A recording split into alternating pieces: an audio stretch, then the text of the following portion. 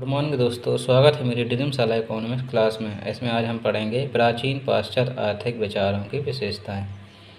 तो प्राचीन पाश्चात्य आर्थिक विचारधारा को विशेषता निम्नलिखित हैं।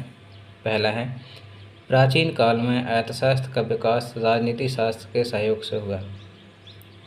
प्राचीन काल था, उसमें अर्थशास्त्र का विकास किसके सहयोग से हुआ? राजनीति शास्त्र के सहयोग से हुआ था। उस समय राज्य का प्रभुत्व था, इसलिए अर्थशास्त्र का विकास केवल राजनीतिक विचारों के अधीन ही हुआ।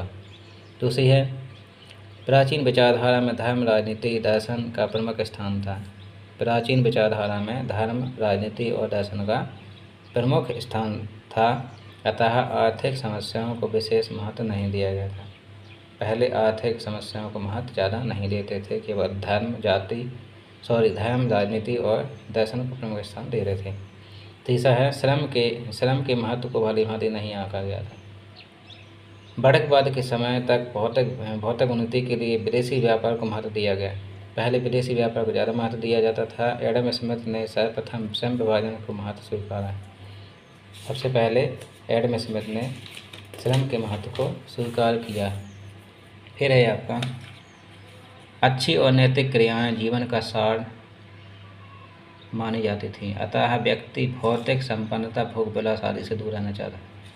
अच्छी और नैतिक क्रियाएं जीवन का सार मानी जाती थी, न कि धन, अतः व्यक्ति भौतिक संपन्नता, भोग विलास से दूर रहता था।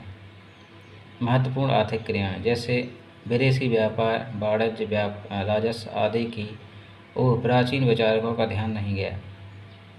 प्राचीन विचारकों का ध्यान कहाँ नहीं गया? विदेशी व्यापार करना चाहिए, राजस्व, ठीक है, आदि की ओर प्राचीन विचारकों का ध्यान नहीं गया। उन्हें इस बात का आभास नहीं था कि ये क्रियाएं मनुष्य के विकास के आगे चलकर इतना महत्वपूर्ण स्थान प्रदान करेंगे। फिर है, प्राचीन काल में मनुष्य का जीवन साधारण था। प्राचीन काल में मनुष्य का जीवन कैसा था? साधारण था, अतः विचारकों ने आर्थिक क्रियाओं की ओर विशेष ध्यान नहीं दिया। मतलब प्राचीन काल में लोग केवल साधारण जीवन जीना चाहते थे, इसलिए विचारकों का ध्यान इस ओर बिल्कुल ही नहीं गया।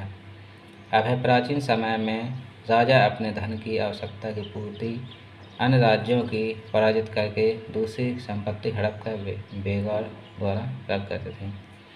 यानी प्राचीन समय में जो राजा थे वो अपने धन की प्राप्ति कैसे करते थे? दूसरे राजा को पराजित कर उसके धन पर अपना अधिकार प्राप्त कर लेते थे। फिर है, राज्य के प्रमुख प्रभुत्व के कारण व्यक्तिगत स्वतंत्रता, रुचियां और निर्णयों की